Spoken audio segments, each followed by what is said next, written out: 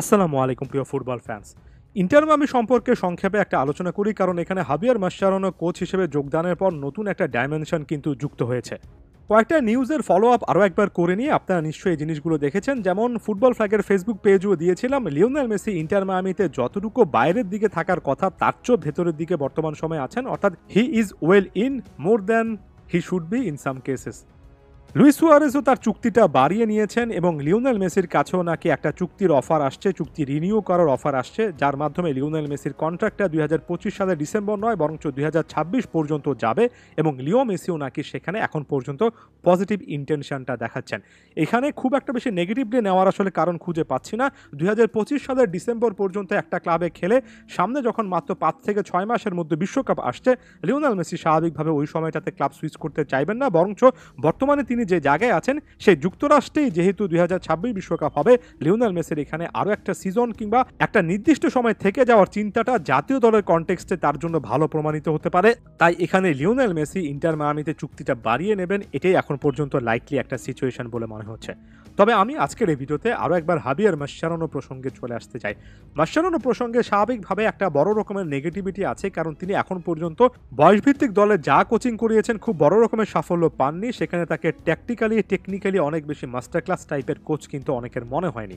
তবে একই সঙ্গে পজিটিভিটিও খুঁজতে হবে, কারণ এখানে যে একটা বোল্ড ডিসিশন এসেছে সেটা ডেভিড বেকহামের মতো আইকনিক প্লেয়ার, সেটা লিওনেল মেসি, সার্জিও বুস্কেটদের মতো খুবই সিনিয়র এক্সপিরিয়েন্স প্লেয়ারদের মাধ্যমে যে এসেছে, অর্থাৎ তাদেরও যে ইনপুট ছিল বিশেষ করে মেসির, সেটা একেবারে দিনের আলোর মতো পরিষ্কার। এবং এখানে মাসচারানো একটা লম্বা সময় ধরে যে লিওনেল মেসির সাথে জাতীয় দল এবং ক্লাবে খেলেছেন, Jordi Alba, Luis Suarez, Sergio বুস্কেটসের মতো প্লেয়ারদের সাথে যে খেলেছেন, এই এক্সপিরিয়েন্সটাও কিন্তু কাজে লাগবে। অর্থাৎ সিনিয়র প্লেয়ারদের সঙ্গে আলাদা রকমের একটা বন্ডিং, তাদের মধ্যে বোঝাপড়া, এতদিন ধরে বা একটা লম্বা সময় ধরে একে অপরকে চেনা, এই জিনিসগুলো পজিটিভলি অনেক রেজাল্ট নিয়ে আসতে পারে। অতি সম্প্রতি ম্যানচেস্টার ইউনাইটেড লেজেন্ড এবং বর্তমান সময়ে যিনি কিনা ফুটবল অ্যানালিস্ট, সেই গ্যারি নেভিল একটা ব্যাখ্যা দিয়েছেন, সে ব্যাখ্যাটা একটু তুলে ধরার চেষ্টা করলাম। নেভিলের ভাষায়, মাসচারানো এর আগে আর্জেন্টিনার ইয়াং প্লেয়ারদের সাথে কাজ করেছে, ইউথ টিমের কোচ হিসেবে কাজ করেছে, এটা কিছু না কিছু ভাবে এমএলএস এ কাজে লাগতে পারে, বিশেষ করে ইন্টার মায়ামিতে।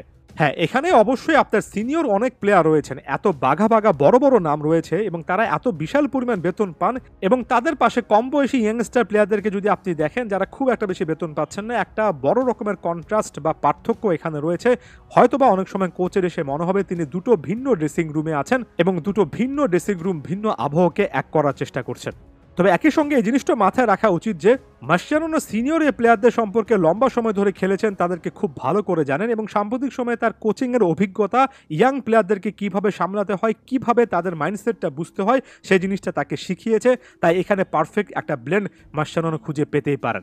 আমার কাছে মনে হয় ইয়াঙ্গার প্লেয়ারদের সাথে তার এতদিনের যে কাজ, এই জিনিসটা তাকে এখানে আলাদা করে হেল্প করবে দুটো ভিন্ন ক্রাইটেরিয়ার প্লেয়ারদেরকে একসাথে করতে এবং তাদেরকে একই সাথে একই রকমের একটা সিস্টেমে বোঝাপড়া তৈরি করে খেলাতে।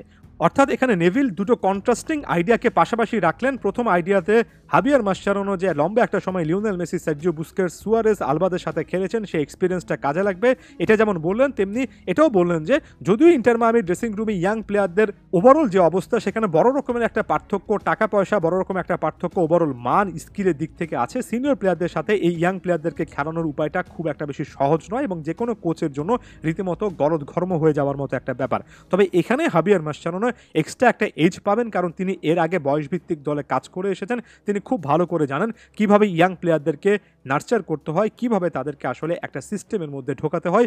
এই এক্সপিরিয়েন্স, অর্থাৎ দুটো কন্ট্রাস্টিং এক্সপিরিয়েন্সে যেহেতু মাসচারানো আছে, সেটা এই দলের ওভারঅল যে একটা বন্ডিং সেটা তৈরি করতে কিছু না কিছু জায়গা থেকে কাজে লাগবে। তাই সকল ব্যাপারগুলোকে নেগেটিভলি না নিয়ে কিছু পজিটিভ স্কোপও যে আছে সেটাও কিন্তু দেখার একটা ব্যাপার আছে। হ্যাঁ, এতদিন পর্যন্ত মাসচারানো সাকসেসফুল হননি, তবে এখানে যেহেতু ডেভিড বেকহাম, লিওনেল মেসির মতো হাই প্রোফাইল পার্সোনালিটিটা তার দিকে তাকিয়েছেন, তার উপর আস্থা রাখছেন, মাসচারানো যে কোনো সময় কিন্তু সে আস্থার প্রতিদান দিতে পারেন। আরও একটা পজিটিভ স্টার্ট, পজিটিভ মাইন্ডসেট নিয়ে ইন্টার মায়ামিতে তার কাজ শুরু করতে হচ্ছে। ধন্যবাদ সবাইকে।